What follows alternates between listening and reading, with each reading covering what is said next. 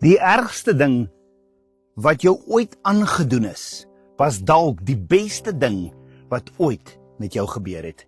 Vra vir Josef. Sy broers het hom in 'n put gegooi, toe gaan sit en eet hulle, asof daar niks gebeur het nie.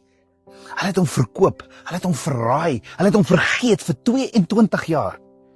Maar dalk ken jy hierdie gevoel. Jy het iemand vertrou, jy het iemand lief gehad, jy het gehelp en hulle het jou in die rug gesteek. En diep binne jou vra jy, Abba Vader, hoekom doen U niks daaromtrent nie? Hier is die antwoord. Hulle kom nie weg daarmee nie. Spreuke 15 vers 3 sê, die oë van Abba Vader is oral. Hy waak oor die boos en die goeie. Niks is weggesteek vir hom nie.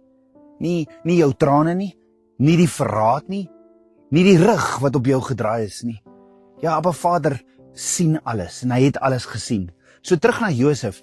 Abba Vader het elke traan gesien, elke vraag van Josef gehoor, elke stil nag. Abba Vader was daar. Hy het niks gedoen nie. Hy het gewag in die regte tyd. En toe die tyd reg was, het hy alles omgedraai, Abba Vader.